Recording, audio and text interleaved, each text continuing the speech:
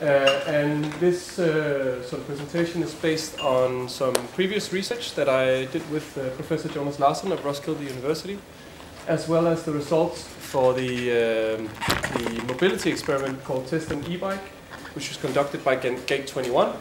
And Gate 21 is a partnership between municipalities, businesses, and knowledge institutions with the purpose of sort of promoting and accelerating sustainable transition. So a lot of you probably know that Denmark is a high cycling society. That has been gone over quite a few times. But I want to talk a little bit about the limitations to Danish cycling culture. And that is that it's primarily limited to shorter distances. Here you see the bicycle trips according to trip length. And there's this almost what we can call the 3-kilometer plunge, where it just drops off very, very sudden after 3 kilometers and 3 to 5 kilometers. That of course has something to do with the fact that cycling is very popular in the cities, where things are located very close by. But even on sort of commuting distances, where the distance is usually a bit greater than just other utility trips, the average commuting distance is just around 4 kilometers. And when we look at the sort of picture of commuting, you can see here cycling is a very limited practice in a way. It's 20% of the number of trips, but it's only 4% of the kilometers traveled. And 34% of all commuting trips is between 5 and 20 kilometers, which I would like to call sort of medium to long distance when we are talking about cycling. So there's a really great potential for opening up these distances and to sort of increase the modal share of the bike in commuting, especially in terms of stealing from the car. And in order to do that, we sort of need to examine the cycling regime in Denmark, both the more common short distance cycling, but also the more niche practice of long distance cycling. And just a quick note on this sort of practice approach. It's kind of a way to avoid going too much into sort of design and planning. It is looking at the complex relations of materials and competence and meanings. By materials meaning that we're not just about the infrastructure, it's also about the bicycles themselves, the topography. Competence is also relating to both cycling skills but also the physical bodies and effective capacity, and meanings and what kind of things we ascribe to the practice of cycling. And a very important note here is that it's very important to examine specific practices in relation to competing practices. So when we look at cycling, we also need to see how it relates to, for example, public transport or car.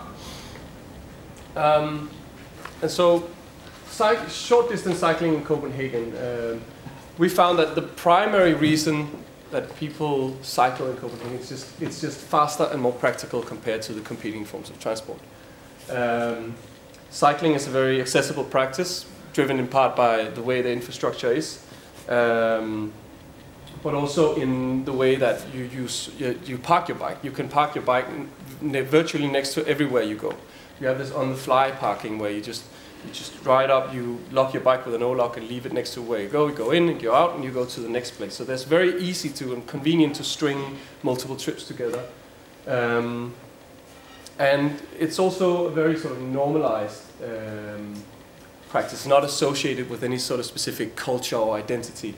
A lot of the people that we interviewed, they also used the car. They weren't just cyclists or motorists. They were sort of using whatever was most convenient and sort of adapting it to the needs of their everyday life. And we see this sort of higher diversity also in terms of age and in terms of gender. A lot of women cycling as well. And when we look at the actual bicycles, we see how they really reflect this practice, how they both sort of reflect it and they also contribute into making it what it is. And they're really suited for this kind of driving around in Copenhagen. You have these upright bicycles, very comfortable bikes. They're often very heavy. They're fitted with all kinds of extra equipment for carrying a child or carrying your groceries. But an interesting thing is they're also not very well maintained. You see a lot of slacking cycle chains, a lot of flat tires, And I got permission from my coworker to use this picture because it's her old bike. And it's quite interesting because you could hear her coming a mile away. And for months, she would just, and we were like, "Eben, why are you riding on this bike?" And she was just like, it just works. It got her from work to where she wanted to go. And the only reason she bought a new bike is that it made so much noise that one day she rode past a bike shop, and the two shopkeepers, they just started laughing at her and kind of shamed her into buying a new cycle. So she asked them how much would it be to make it ride again, and they were just like, "Too much. Just buy a new one."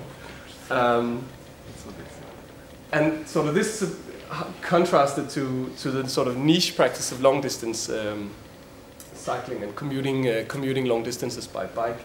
It's a different picture. We have more character that many of you are familiar with, the young and male lycra wearing cyclist.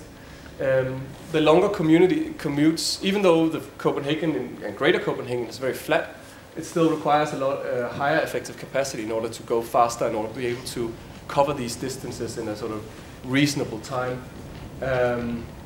You see a lot more specialized equipment. You can't take a bike like the one I showed you for a 10-kilometer ride. That would just kill you. And so here we see more racing bikes. It's this less comfortable cycling. And while the bike on longer distances is not competitive with other modes of transportation in terms of time, which is like something that means a lot, it offsets this increased travel time with the possibility to work out. And for many of these people that carried out this practice, it was substituted a trip to the gym. So they actually saved time on it. That was kind of the logic for a lot of these riders. And it's this practice of racing to work. There's also an element of sport in it.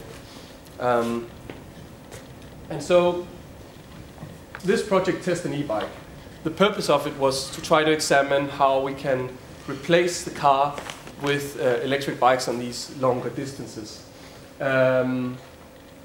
It was offered through workplaces in Greater Copenhagen, as well as certain municipalities and hospitals.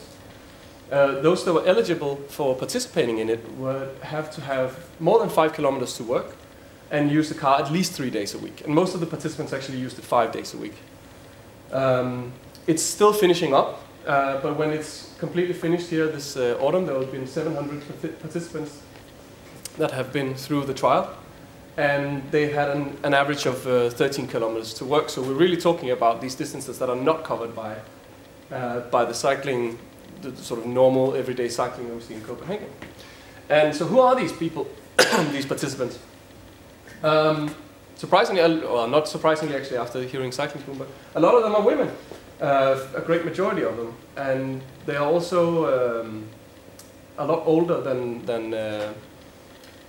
what you see mostly is quite younger people cycling. So it was kind of a new kind of long distance cyclist that participated in it.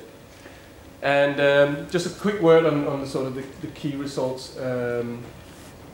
Around 32 to 30, I'll just back up.